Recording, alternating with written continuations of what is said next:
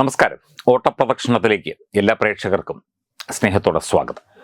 ഇന്നത്തെ പ്രധാന സംഭവ വികാസങ്ങൾ വളരെ ചുരുങ്ങിയ സമയത്തിനുള്ളിൽ ഓട്ടപ്രദക്ഷിണത്തിലൂടെ ഓടി പറഞ്ഞ് തീർക്കുന്നു.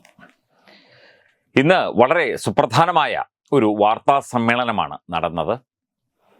തീർച്ചയായിട്ടും നരേന്ദ്രമോദിയും അതുപോലെ തന്നെ കെയർ സ്റ്റാമർ എന്ന ബ്രിട്ടീഷ് പ്രധാനമന്ത്രിയും തമ്മിലുള്ള ആ ഒരു ആത്മബന്ധത്തിൻ്റെ കൂടി തെളിവായിട്ടാണ് ഇന്നത്തെ വാർത്താ സമ്മേളനത്തിൽ കാര്യങ്ങൾ ഇരു രാജ്യത്തലവന്മാരും വിശദീകരിച്ചത്.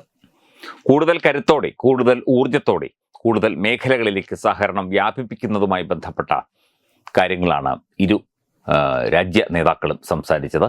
തീർച്ചയായിട്ടും യൂറോപ്യൻ രാജ്യങ്ങളുമായുള്ള, ബ്രിട്ടനുമായുള്ള ഇന്ത്യയുടെ കൂടുതൽ സഹകരണം മെച്ചപ്പെടുത്തുന്ന ആ ഒരു പ്രക്രിയയ്ക്ക് ഊന്നൽ നൽകിക്കൊണ്ടായിരുന്നു ഇന്നത്തെ വാർത്താ സമ്മേളനം നടന്നത്. ഇന്ന് പുറത്തു വന്ന ഒരു ദുഃഖകരമായ വാർത്ത, രാഷ്ട്രീയ സ്വയംസേവക സംഘത്തിൻ്റെ കേരള മുൻ പ്രാന്തീയ സംഘചാലക് PEB മേനോൻ അന്തരിച്ചു. 86 വയസ്സായിരുന്നു. ആരോഗ്യ പ്രശ്നങ്ങളെ തുടർന്ന് കുറച്ചു നാളായി അമൃത ആശുപത്രിയിൽ ചികിത്സയിൽ ഇരിക്കുകയായിരുന്നു അന്ത്യം സംഭവിച്ചത്. തീർച്ചയായിട്ടും കേരളത്തിലെ സംഘത്തിൻ്റെ വളർച്ചയ്ക്ക്, അതുപോലെ തന്നെ കേരളത്തിലെ സാംസ്കാരിക മേഖലയ്ക്ക്, അതുപോലെ ഹൈന്ദവ സംഘടനകളുടെ ആ ഒരു പ്രവർത്തനത്തിന് ഒക്കെ തന്നെ വലിയ പ്രാധാന്യം നൽകിക്കൊണ്ട് ഒരു സന്യാസിയെ പോലെ ജീവിതം നയിച്ച വ്യക്തിയായിരുന്നു ശ്രീ PEB മേനോൻ. തീർച്ചയായിട്ടും അദ്ദേഹത്തിൻ്റെ ആശയങ്ങളും അദ്ദേഹത്തിൻ്റെ ചിന്തകളും അദ്ദേഹത്തിൻ്റെ പ്രസംഗങ്ങളും ഒക്കെ തന്നെ സാംസ്കാരിക കേരളത്തിന് വലിയ ഒരു മുതൽക്കൂട്ടായി മാറിയിരുന്നു. ഇപ്പോൾ കടന്നുപോകുന്ന രാഷ്ട്രീയ സ്വയംസേവക സംഘത്തിൻ്റെ പ്രവർത്തനങ്ങൾക്കൊക്കെ തന്നെ നേരത്തെ ചുക്കാൻ പിടിച്ചത് ശ്രീ മേനോനായിരുന്നു. അദ്ദേഹത്തിൻ്റെ പാത പിന്തുടർന്നുകൊണ്ടാണ് ഇന്നും സംഘപ്രവർത്തകർ പല സാംസ്കാരിക പ്രവർത്തനങ്ങളിലും ഇടപെടുന്നത്, അതുപോലെ തന്നെ പ്രവർത്തിക്കുന്നത്. കേരളത്തിൻ്റെ രാഷ്ട്രീയ, സാമൂഹ്യ, ദാർശനിക വ്യവസ്ഥിതിക്ക് ഒരുപാട് മൂല്യങ്ങൾ സമ്മാനിച്ച ഒരു വ്യക്തി കൂടിയായിരുന്നു ശ്രീ PEB മേനോൻ. അദ്ദേഹത്തിൻ്റെ വേർപാടിൽ ദുഃഖം രേഖപ്പെടുത്തുന്നു. അദ്ദേഹത്തിൻ്റെ ആ ഒരു ജീവിതത്തിന് മുന്നിൽ കൈകൾ കൂപ്പുന്നു ടീം തത്വമയി. അതുപോലെ MLA-മാർ മര്യാദ പാലിക്കണം, മുഖ്യമന്ത്രിയും ഒക്കെ തന്നെ സാമാന്യ മര്യാദ പാലിക്കണം, അല്ലേ? ഈ ബോഡി ഷെയ്മിങ് അല്ലെങ്കിൽ ചില പ്രത്യേക വിഭാഗങ്ങളെ അപഹസിക്കുന്നത് ഒന്നും ശരിയായ നടപടിയല്ല. 2 കൈകൾ ഇല്ലാത്ത ഒരാൾ ചന്തിയിൽ ഉറുമ്പ് കടിച്ചാൽ എന്തു ചെയ്യും എന്നൊക്കെ PP ചിത്തരഞ്ജൻ MLA ചോദിച്ചത് എത്രമാത്രം അവഹേളനപരമായ ഒരവസ്ഥയാണ്. ദിവ്യാംഗരായ, വിശിഷ്ടാംഗരായ വ്യക്തികളെ അടക്കം അവഹേളിക്കുന്ന തരത്തിലേക്ക് CPM-ൻ്റെ MLA-മാരും അതുപോലെ പാർട്ടി പ്രവർത്തകരും, എന്തിന് മുഖ്യമന്ത്രി പോലും മാറിയിരിക്കുന്നു എന്നാണ്. 8 അട്ടിവെച്ചതുപോലെ എന്ന ഉയരം കുറഞ്ഞ ഒരു MLA-യെക്കുറിച്ച് കഴിഞ്ഞ ദിവസം മുഖ്യമന്ത്രി പരാമർശിച്ചത് വലിയ തോതിൽ ചർച്ചയ്ക്ക് ഇടയാക്കിയിരുന്നു. അത്തരത്തിൽ ശരീരത്തോട്, കാരണം നമുക്ക് രോഗം വരുന്നത് നമ്മുടെ ശരീരം ഇങ്ങനെയായതുമൊന്നും നമ്മൾ കരുതുന്നുകൊണ്ടല്ല, അല്ലെങ്കിൽ നമ്മൾ വിചാരിച്ചത് കൊണ്ടല്ല.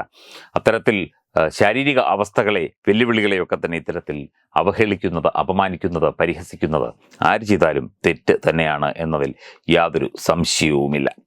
കോൺഗ്രസിൻ്റെ കാലത്തും തീർച്ചയായിട്ടും വലിയ തോതിലുള്ള തട്ടിപ്പ് ശബരിമലയിൽ നടന്നു എന്നുള്ള ചില റിപ്പോർട്ടുകളാണ് പുറത്തു വരുന്നത്. 2013-14 കാലഘട്ടത്തിൽ അന്ന് കോൺഗ്രസ് ഭരിച്ചുകൊണ്ടിരുന്നപ്പോൾ VS ശിവകുമാർ എന്ന വ്യക്തിയായിരുന്നു അന്ന് ദേവസ്വം മന്ത്രി. ഇദ്ദേഹത്തിൻ്റെ സഹോദരൻ ദേവസ്വം സെക്രട്ടറി കൂടിയായ VS ജയകുമാർ 1,87,00,000 രൂപയുടെ പാത്രങ്ങൾ ശബരിമലയിലേക്ക് വാങ്ങിയതുമായി ബന്ധപ്പെട്ട് വൻ അഴിമതി നടത്തി എന്നുള്ള ചില സൂചനകളാണ് പുറത്തു വരുന്നത്. കോൺഗ്രസിൻ്റെ ഭരണകാലത്തും കമ്മ്യൂണിസ്റ്റ് ഭരണകാലത്തും ഒക്കെ തന്നെ ദേവസ്വം ബോർഡിൽ വ്യാപകമായ തട്ടിപ്പാണ് നടക്കുന്നത്, വ്യാപകമായ അഴിമതിയാണ് നടക്കുന്നത്. സ്വന്തക്കാർക്ക് വേണ്ടി എല്ലാം ചെയ്തു കൊടുക്കുന്ന കുറേ രാഷ്ട്രീയക്കാരും. ഇതാണ് ദേവസ്വം ബോർഡിൻ്റെ ഇപ്പോഴത്തെ അവസ്ഥ. അന്നത്തെയും അവസ്ഥ ഇത് തന്നെ. ഇതിപ്പോൾ 2013-14 കാലഘട്ടത്തിലെ അഴിമതിയുടെ കഥകളാണ് പുറത്തു വരുന്നത്. പാത്രങ്ങൾ, പഴയ പാത്രങ്ങൾ ഉണ്ടായിട്ടും ക്ഷേത്രത്തിലേക്ക് പാത്രങ്ങൾ വാങ്ങിയതുമായി ബന്ധപ്പെട്ട് 1,87,00,000 രൂപയുടെ അഴിമതിയാണ് VS ശിവകുമാറിൻ്റെ സഹോദരൻ VS ജയകുമാർ നടത്തിയത്. ഈ കേസിൽ VS ജയകുമാറാണ് 1-ാം പ്രതി. അപ്പം ഇത് CPM-ൻ്റെ മാത്രം കുത്തകയല്ല. കോൺഗ്രസ്സുകാരും ധാരാളം അഴിമതി കാണിക്കും, തോന്നിയതുപടി കാണിക്കും, എല്ലാം ചെയ്യും.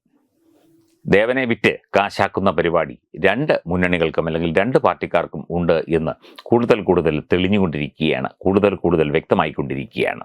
അതുപോലെ 2025-ലെ സാഹിത്യ നൊബേൽ സമ്മാനവും പ്രഖ്യാപിച്ചു. ഹംഗേറിയൻ എഴുത്തുകാരൻ ലാസ്ലോ ക്രാസ്നഹോർക്കയ്ക്കാണ് ഈ വർഷത്തെ നൊബേൽ സാഹിത്യ പുരസ്കാരം. അതുപോലെ 1954 തെക്ക് കിഴക്കൻ ഹംഗറിയിലെ ഗ്യൂലയിൽ ജനിച്ച ലാസ്കോ 85-ലാണ് ആദ്യ നോവലായ സതാങ്കാങ്കോ പ്രസിദ്ധീകരിച്ചത്.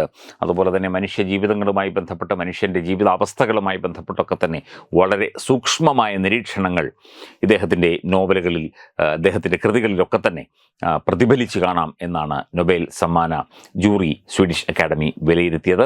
എന്തായാലും അദ്ദേഹത്തിന് ഹൃദയം നിറഞ്ഞ അഭിനന്ദനങ്ങൾ നേരുന്നു. തുടർന്നും സാഹിത്യ സൃഷ്ടിയിൽ തുടരാൻ അദ്ദേഹത്തിന് കഴിയട്ടെ എന്ന് ആശംസിക്കുന്നു. ഓട്ടപ്രദക്ഷിണത്തിൻ്റെ ഇന്നത്തെ ലക്കം പൂർത്തിയാകുന്നു. വീണ്ടും നാളെ കാണാം. ശുഭരാത്രി.